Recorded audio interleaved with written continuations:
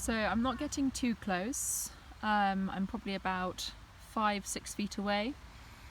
And this box right in front of me is a nuke. So inside of there is our first colony of Buckfast honeybees.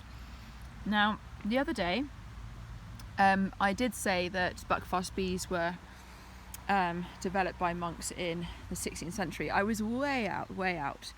There are older variety of bees that were sort of kept and bred by monks in that era. The Buckfast is actually quite a modern bee strain.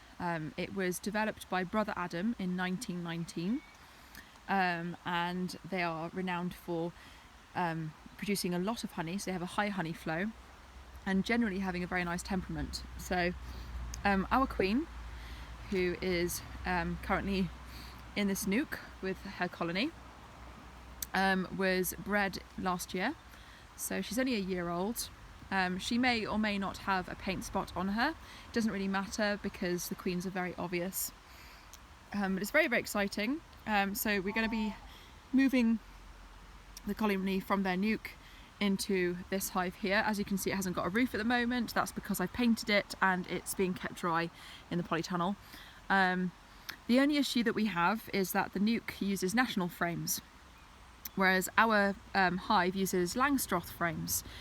So what we're going to have to do, we've bought some pre-waxed Langstroths to go in the brood box, which is the lower box. And I'm basically going to have to take out the supers and sort of supersede them in between the Langstroth frames, which isn't ideal, but it's the only way that we can encourage the colony to move on to the frames that we want them on. Of course, there's not much going on today because the weather has just been terrible. In fact, this whole season has been a bit of a downer. So the bees are probably going to be quite late to the party. But actually, in a way, it's worked for us, because if we'd had a really good spring, we would have been terribly late getting bees in. But so far, so good.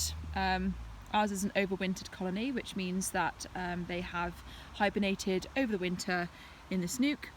And they have been treated and checked for their health and everything by the apiarist before us. So these came from Withy-Windle Apiary in Pencada, as I've stated before. And I'm really looking forward to actually working with Justin on some of his hives. So we'll see how this goes. It's going to be quite a learning experience, but that's the thing. You can research, but it's not the same as doing it for the first time. And I must say I'm quite apprehensive, but everything seems to be going okay at the moment. They're not really doing much. They're just doing their orientation flights at the moment. I'm being very, very slow and very steady. Just see if we can see any in the opening. Let's have a look. There they are. So those are my bees. Hello, girls.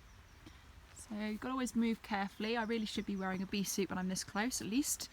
Particularly today, as they are very, well, they've had to travel a long way.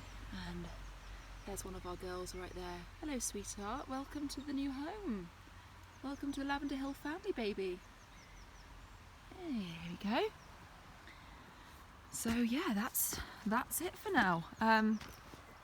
So there will be videos of me suiting up, actually using a smoker, getting in there, moving them.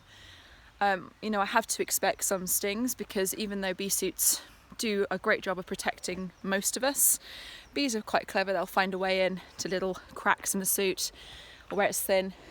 But Kate has agreed that she'll get a veil and everything, and she'll take some good videos. So it's all very exciting. Thanks again to Justin Harlow for bringing the bees all the way to us today, and we look forward to many years of beekeeping from now on. This is a new chapter for me, and so close to Beltane as well.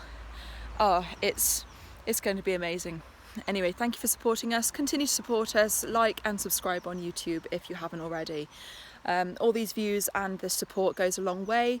It means that our project continues to reach more people, more viewers, and in turn this will help us sort of develop our small business, where we will be offering free range eggs, because eventually the chickens will actually be in a food forest. This is only a temporary measure at the moment, It'll be fenced in, and they'll be foraging amongst the trees and things. And so we'll have free-range duck eggs, free-range chicken eggs, we'll have wool for sale, we'll have honey for sale, and seasonal vegetables and fruit. So honestly, this is where it begins now. This is May Day, pretty much. I mean, May Day was yesterday, but to me, this is May Day for me. This is the start of a new chapter. So thank you very much for supporting us. Take care now.